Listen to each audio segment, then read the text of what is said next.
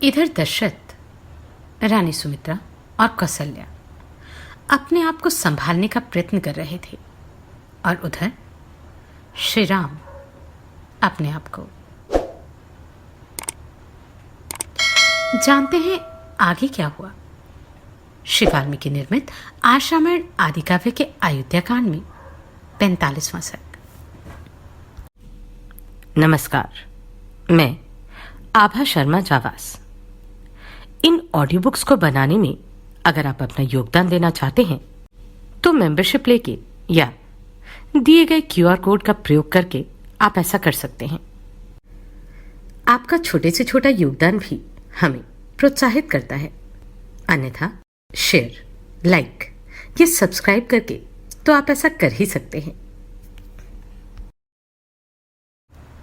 उधर सत्य पराक्रमी महात्मा श्री राम जब वन की ओर जाने लगे, उस समय उनके प्रति अनुराग रखने वाले बहुत से अयोध्यावासी मनुष्य वन में निवास करने के लिए उनके पीछे पीछे चल दिए।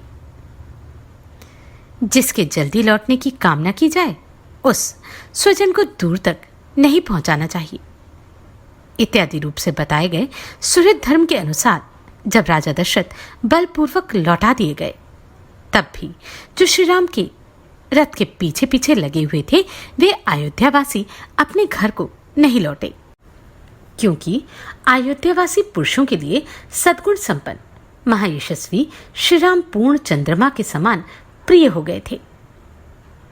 उन प्रजाजनों ने श्री राम से लौट चलने के लिए बहुत प्रार्थना की, किंतु वे पिता के सत्य की रक्षा करने के लिए वन की ओर ही बढ़ते गए। वे प्रजाजनों को इस प्रकार स्नेह भरी दृष्टि से देख रहे थे मानो नेत्रों से ही उन्हें पी रहे हों। उस समय श्री राम ने अपनी संतान के समान प्रिय उन प्रजाजनों से स्नेहपूर्वक कहा, अयोध्या निवासियों को मेरे प्रति जो प्रेम और आदर है, वह मेरी ही प्रसन्नता के लिए भरत के प्रति और अधिक रूप में दिखाई देना चाहिए। उनका चरित्र बड़ा ही सुंदर है, सबका कल्याण करने वाला है। कैकेयी का आनंद बढ़ाने वाले भरत आप लोगों का यथावत प्रिय और हित करेंगे। वे अवस्था में छोटे होने पर भी ज्ञान में बड़े हैं, पराक्रमोचित गुणों से संपन्न होने पर भी स्वभाव के बड़े कोमल हैं। वे आप लोगों के लिए राजा योग्य ही होंगे और प्रजा के भय का निवारण करेंगे। वे मुझसे भी अधिक राजोचित गुणों से युक्त हैं, इसलिए महाराज ने उन्हें युवराज बनाने का निश्चय किया है। अतः आप लोगों को अपने स्वामी भरत की आज्ञा का सदा पालन करना चाहिए। मेरे वन में चले जाने पर महाराज दशरथ जिस प्रकार भी शोक से संतप्त न होने पाए, इस बात के लिए आप लोग सदा चेष्टा रखें। मेरा प्रिय करने की इच्छा से आपको मेरी इस प्रार्थना पर अवश्य ध्यान देना चाहिए।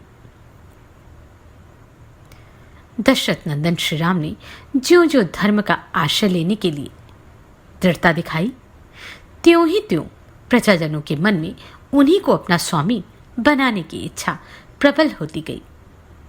समस्त पुरवासी अत्यंत दीन होकर आंसू बहा रहे थे और लक्ष्मण सहित श्री राम मानो अपने गुणों में बांधकर उन्हें खींचे लिए जाते थे। उनमें बहुत से ब्राह्मण थे जो ज्ञान, अवस्था और तपोबल तीनों की ही दृष्टि से बड़े थे। वृद्धावस्था के कारण कितनों के तो सिर कांप रहे थे।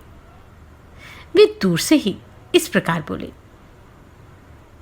अरे वो तेज चलने वाले अच्छी जाति के घोड़ों, तुम बड़े वेगशाली हो और श्री राम को वन की ओर लिए जा रहे हो। लौटो, अपने स्वामी के हितैषी बनो।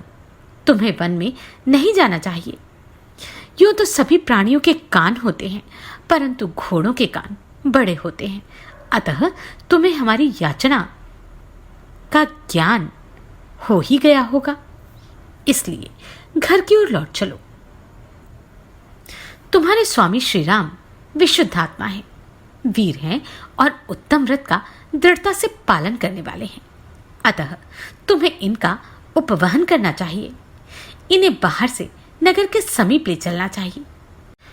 इनका अपवहन करना, इन्हें ले जाना तुम्हारे लिए कदापि उचित नहीं है।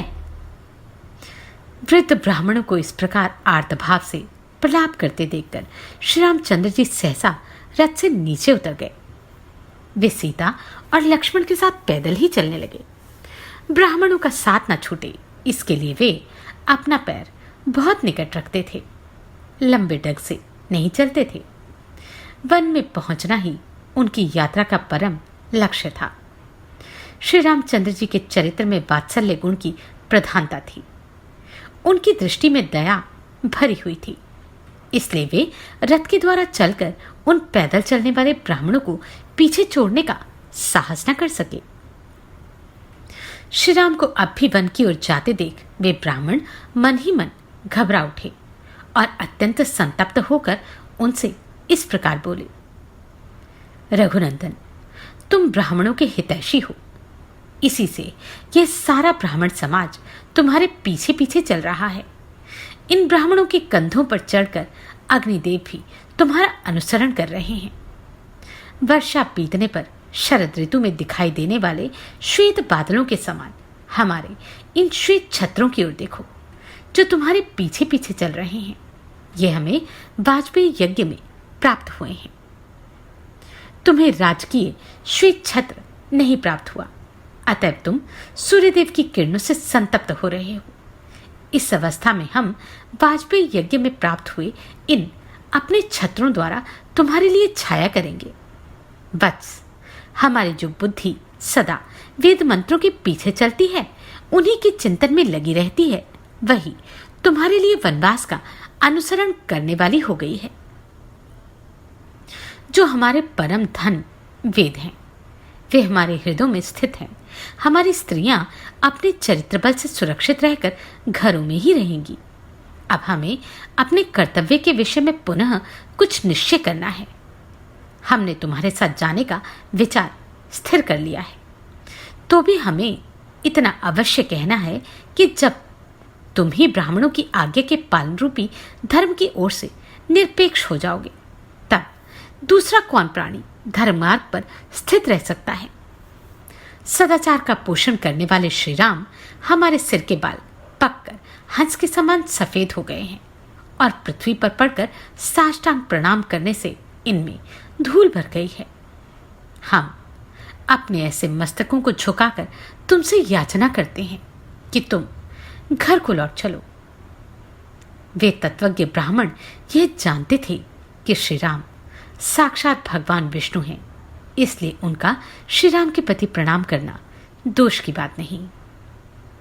इतने पर भी जब श्री राम नहीं रुके, तब वे ब्राह्मण पुनः बोले, वत्स, जो लोग यहां आए हैं, इनमें बहुत से ऐसे ब्राह्मण हैं जिन्होंने यज्ञ आरंभ किए हैं। अब इनके यज्ञों की समाप्ति तुम्हारे लौटने पर ही निर्भर है। संसार के स्थावर और जगम सभी प्राणी तुम्हारे प्रति भक्ति रखते हैं। वे सब तुमसे लौट चलने की प्रार्थना कर रहे हैं। अपने उन भक्तों पर तुम अपना स्नेह दिखाओ। ये वृक्ष अपनी जड़ों के कारण अत्यंत वेगहीन है, इसी से तुम्हारे पीछे नहीं चल सकते, परंतु वायु के वेग से इनमें जो सनसनाहट पैदा होती है, उनके द्वारा ये वृक्ष मानो तुम्हें पुकार रहे हैं, तुमसे लौट चलने की प्रार्थना कर रहे हैं। जो सब प्रकार की चेष्टा छोड़ चुके हैं, चारा चुगने के लिए भी कहीं उड़कर नहीं जाते और निश्चित रूप से वृक्ष के एक स्थान पर ही पड़े रहते हैं, वे वृक्ष भी तुमसे लौट चलने के लिए प्रार्थना कर रहे हैं, क्योंकि तुम समस्त प्राणियों पर कृपा करने वाले हो। इस प्रकार श्री राम से लौटने के लिए पुकार मचाते हुए उन ब्राह्मणों पर मानो कृपा करने के लिए मार्ग में तमसा नदी दिखाई दी, जो अपने तिर्यक प्रवाह अर्थात तिरछी धारा से श्री रघुनाथ जी को रोकती हुई सी प्रतीत होती थी। वहां पहुंचने पर सुमंत्र ने भी थके हुए घोड़ों को शीघ्र ही रथ से खोलकर उन सबको टहलाया, फिर पानी पिलाया और नहलाया। तत्पश्चात तमसा के निकट ही चरने के लिए छोड़ दिया। इस प्रकार श्री वाल्मीकि निर्मित आर्ष रामायण आदि काव्य के अयोध्या कांड में 45वां सर्ग पूरा हुआ। आप सभी को कोटि कोटि साधुवाद। आपने इन वीडियोस को इतना प्रेम दिया।